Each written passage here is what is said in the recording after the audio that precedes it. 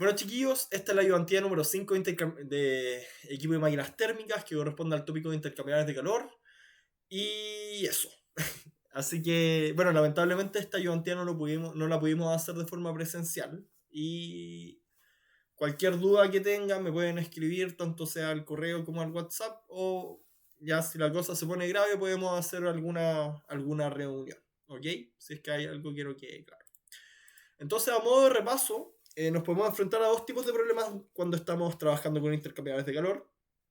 El primero es que nosotros conozcamos la geometría del intercambiador de calor completamente y conozcamos el área superficial y además que conozcamos también cuáles son las condiciones de entrada de los fluidos. Entonces, en este caso, generalmente lo que se busca es determinar cuáles son las condiciones de salida de los fluidos. O sea que al final, dado ese tipo de intercambiador de calor y las condiciones de entrada que tengo, al final, cuánto es el calor que soy capaz de transferir. En el segundo caso, tenemos que podemos tener las condiciones de entrada y salida del fluido y lo que deseamos determinar a partir de esto es cuál es el área de intercambio necesaria para una configuración de intercambiador de calor dada. Ya en este caso nosotros vamos a conocer cuál es el calor que necesitamos transferir o la razón de transferencia de calor en realidad y por eso, bueno, determinamos el área en ese caso. Es al revés, entre comillas. Generalmente este tipo de problemas es cuando nosotros estamos diseñando un sistema.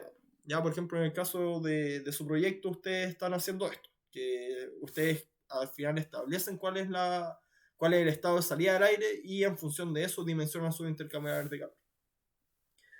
Bueno, lo segundo es que cuando nosotros tenemos que un fluido cambia de estado en el intercambiador de calor, ustedes ya saben que un fluido, por ejemplo, puede entrar a un condensador como un vapor sobrecalentado, luego pasa por un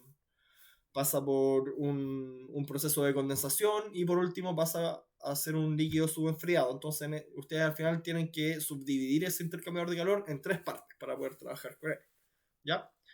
Y por último, tenemos que para resolver el sistema al final o determinar cuál es esta área o cuáles son las condiciones de salida, dependiendo del caso, tienen que resolver de forma simultánea estas tres ecuaciones, que corresponde al cambio energético del fluido caliente, del fluido frío, y después aplicar algún método para plantear una ecuación de transferencia de calor, que puede ser el método de temperatura media logarítmica o que puede ser también el método de efectividad NTU.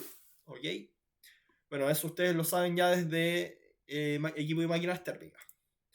Entonces, cuando conocemos los coeficientes de transferencia de calor, este problema se simplifica bastante. ¿Ya? ¿Por qué? Porque al final es como si nos saltáramos toda una parte del problema y luego aplicáramos solamente lo que ustedes ya saben, que corresponde a la parte de analogía eléctrica. ¿Ya? Entonces, por ejemplo, nosotros podemos tener un intercambiador de calor, que por un lado tengamos que por la parte externa entre aire, por ejemplo, y por la parte interna fluya agua.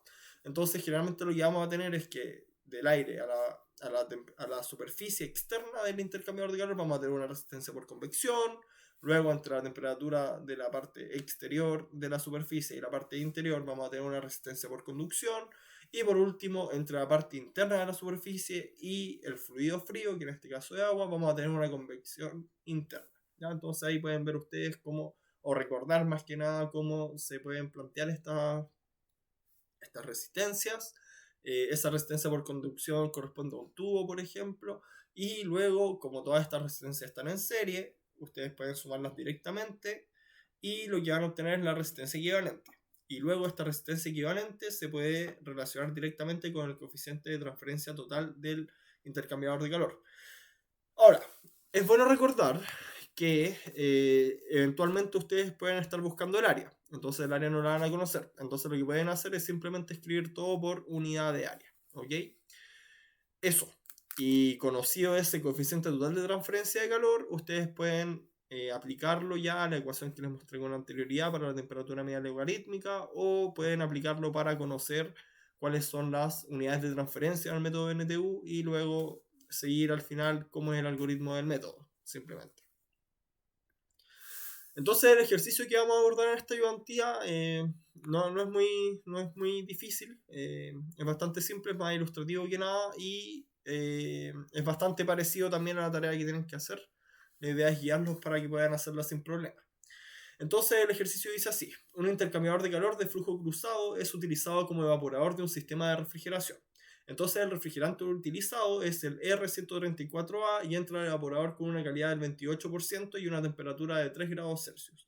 Para evitar que ingrese líquido al compresor de un sistema de refrigeración, es necesario que en el evaporador se evapore todo el líquido, todo el refrigerante, y además que este se sobrecaliente. Si el flujo máximo de refrigerante es de 0,125 kg por segundo, el caudal de aire es de 3.600 metros cúbicos hora, la temperatura del aire es de 30 grados Celsius, y para evitar el ingreso de líquido al compresor se desea que el refrigerante se sobrecaliente 4 grados Celsius.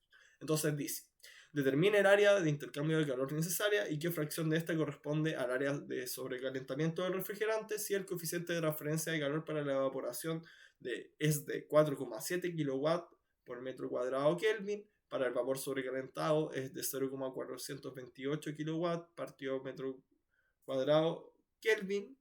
Y para el aire nos dicen que el coeficiente de convección es de 0,041 kW por metro cuadrado Kelvin. Entonces aquí podemos ver dos imágenes. La primera corresponde al diagrama pH al final de este intercambiador de calor. Tenemos la condición 1 que corresponde a la salida de la válvula de expansión, a la entrada del evaporador.